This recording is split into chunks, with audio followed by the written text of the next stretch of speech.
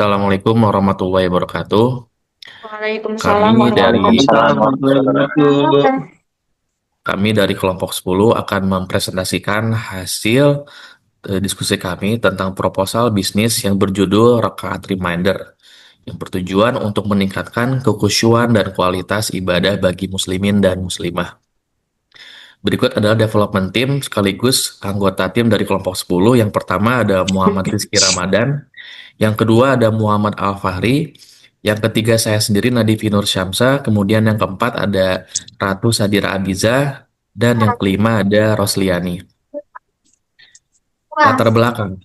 Ibadah sholat merupakan tiang agama yang keabsahannya bergantung pada pemenuhan syarat, rukun, dan ketepatan jumlah rakaat. Banyak orang, terutama lansia, orang lelah, stres, atau pelupa, sering lupa menghitung rakaat, yang dapat menimbulkan keraguan dan mengganggu kekhusyuan. Untuk mengatasi permasalahan-permasalahan tersebut, kami membuat alat yang bernama Rakaat Reminder. Alat penghitung rakaat otomatis berbasis sensor peer yang bekerja secara pasif tanpa mengganggu ibadah menggunakan teknologi sensor dan Itu apa microcontroller. maksudnya? Dapat dimanfaatkan untuk mengidentifikasi pola gerakan sholat sebagai satu rakaat. Alat ini memberikan notifikasi jumlah rakaat secara real time, membantu meningkatkan keyakinan dan fokus dalam sholat. Kemudian untuk manfaat akan dijelaskan oleh Mbak Rosliani. Silakan. Oke, untuk manfaat rokaat reminder, yang pertama meningkatkan konsentrasi dan kekhusyuan dalam sholat. Yang kedua, membantu lansia dan orang yang mengalami kelelahan fisik dan mudah lupa. Yang ketiga, mengurangi kesalahan dalam ibadah meskipun terdistraksi dengan banyak hal. Oke, next. Yang selanjutnya adalah target pemasaran. Yang pertama, orang tua atau lansia. Kelompok target utama karena sering mengalami penurunan daya ingat dan konsentrasi. Nantinya sering kali lupa jumlah rakaat yang telah dikerjakan, sehingga alat ini sangat membantu menjaga ketepatan ibadah mereka tanpa perlu rasa khawatir. Yang kedua ada orang dewasa. Orang dewasa yang bekerja dengan jadwal padat atau tekanan tinggi seringkali mengalami kelelahan fisik dan mental. Akibatnya, mereka mudah lupa sholat. Alat ini membantu mereka tetap fokus dan yakin meskipun kondisi tubuh sedang tidak prima. Yang ketiga, ada anak-anak. Tidak hanya lansia dan orang dewasa, tentunya alat ini pun bisa digunakan untuk anak-anak sebagai media belajar untuk ibadah sholat. Baik, di bagian part ini saya akan menjelaskan mengenai analisis SWOT-nya. Yang pertama, strength atau kekuatan, di mana di sini dapat membantu kekhusyukan dalam sholat. Yang kedua, praktis dan mudah digunakan saat sholat. Setelah itu, kelemahannya atau weakness, yang di mana di sini kita ketergantungan terhadap penggunaan teknologi dan masih diperlukan penyesuaian pada gerakan sholat setiap individunya. Selanjutnya, opportunities atau peluang. Pasar muslim yang luas di Indonesia bahkan berpotensi ke negara Islam yang lain. Dan kesadaran masyarakat terhadap meningkatkan kualitas dalam beribadah. Terakhir, threats atau ancaman, yang dimana di sini pandangan negatif dari kelompok tertentu terkait penggunaan teknologi dalam beribadah.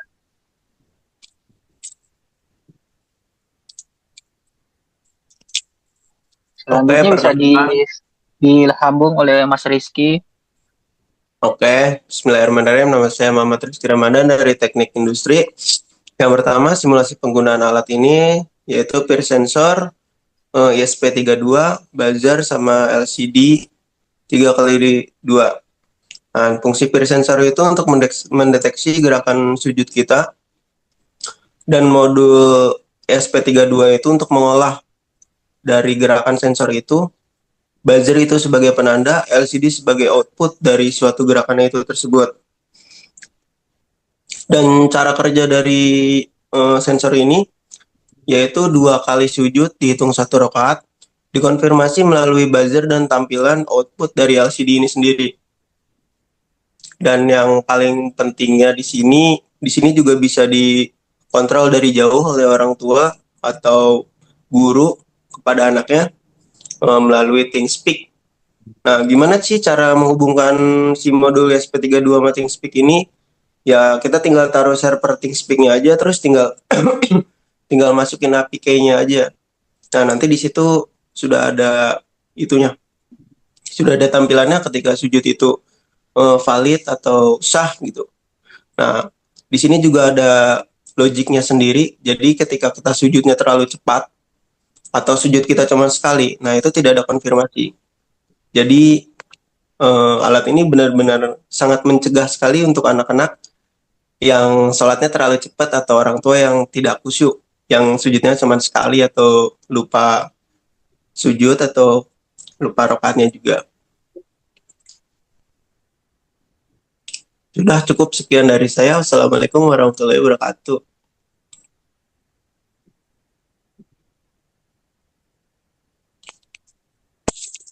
Selanjutnya itu masuk pada analisa keuangan. Di sini ada biaya hardware.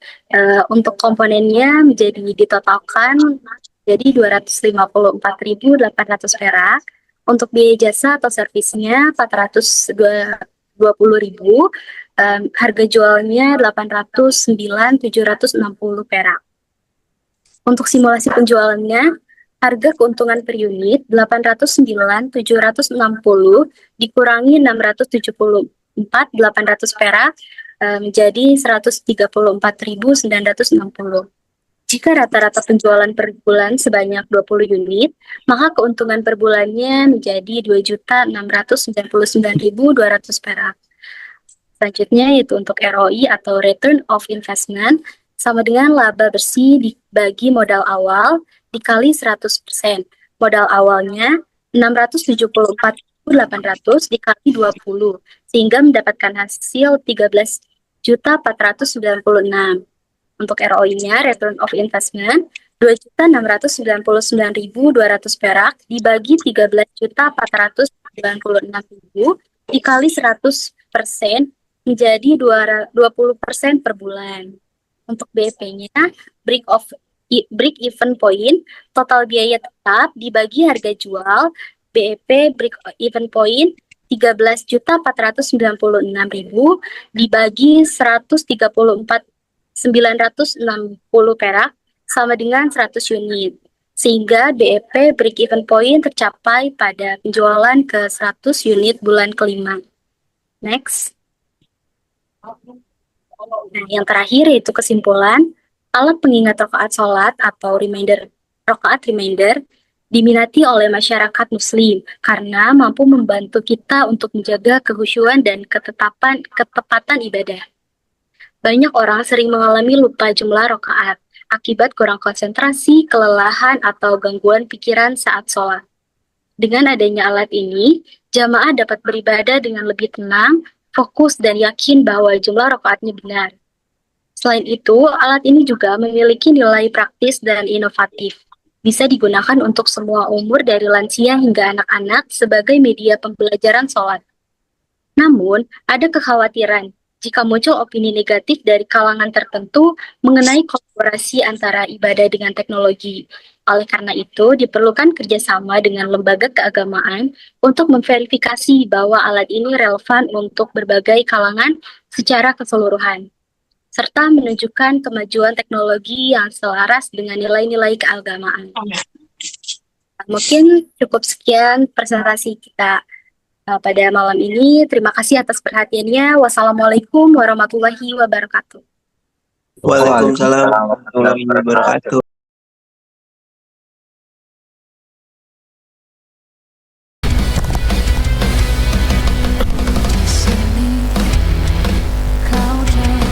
Oke, assalamualaikum warahmatullahi wabarakatuh. Nama saya Muhammad Rizky Ramadan dari kelompok 10.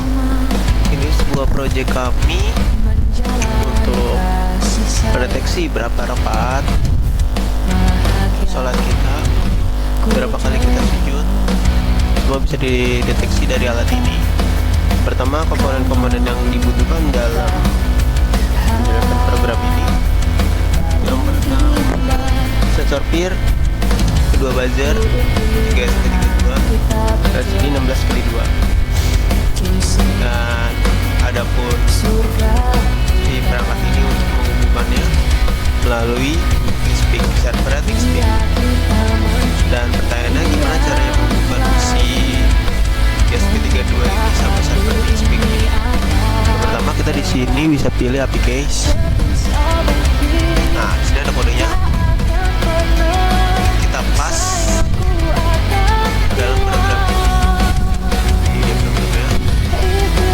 Dan program ini juga cukup menarik dan ada logiknya juga.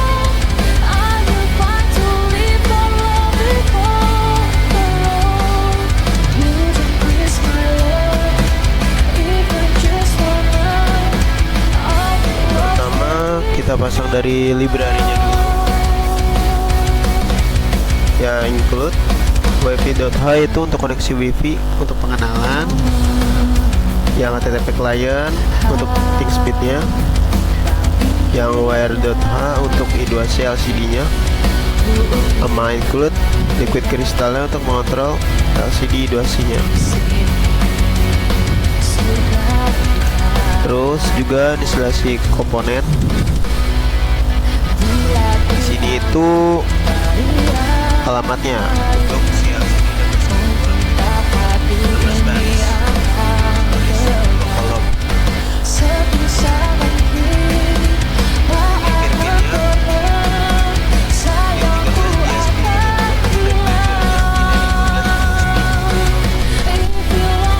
Nah, variabel logikanya di sini sujud count, yaitu menghitung beberapa kali sujud terdeteksi, dan rokaat count ini untuk menghitung jumlah rokaat. Jadi 2 kali sujud 1 rokaat. Nah, sidang peer trigger ini di sini dibikin false, jadi mencegah sensor itu membaca sujud berkali-kali. Jadi kalau anak-anak sholatnya terlalu cepat, yang bacanya nggak musuh, jadi sensor itu nggak baca. Nah, di sini dicegahnya di sini.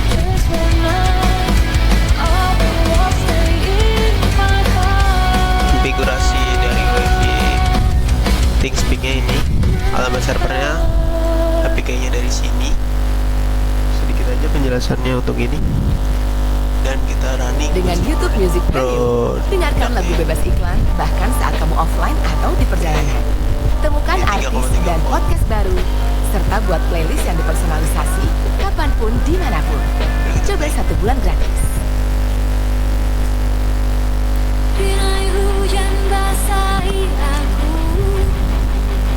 Oke, alatnya sudah menyala, wifi sudah terhubung, sensor sudah aktif. Kita kasih waktu beberapa detik untuk membaca dan lain-lain sampai sujud. Kita kasih waktu di detik 30.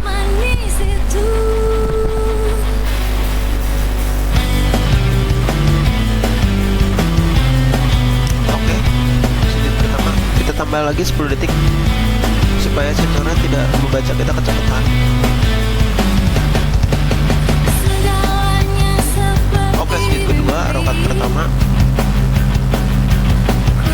Data terkirim ke ThinkSpeak sudah diverifikasi.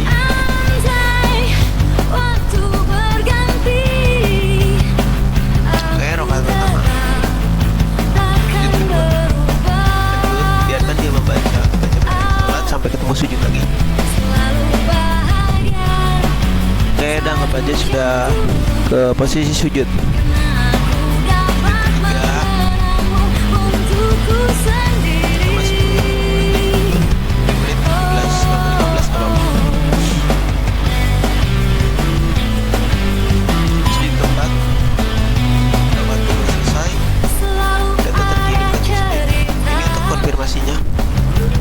Dari 2 gerakan yang ini.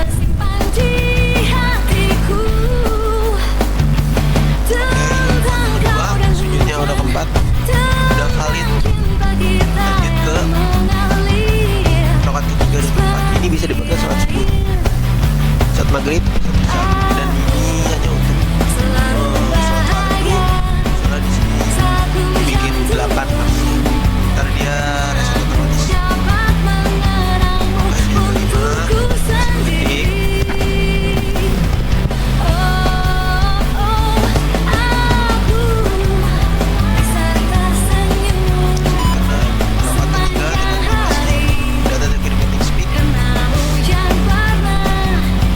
ThinkSpeak ini jeda 15 detik ya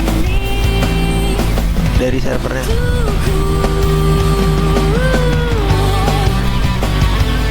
udah masuk. Lanjut. Rokat terakhir. Di detik 14 berarti kita klik di detik 24.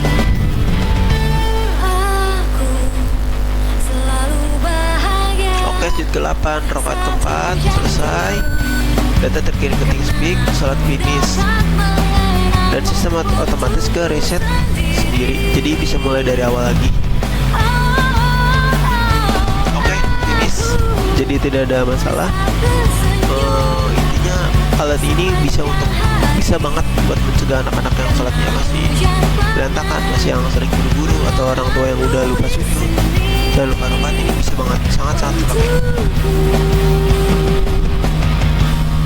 Nah, untuk konfirmasi di TeamSpeak. Oke.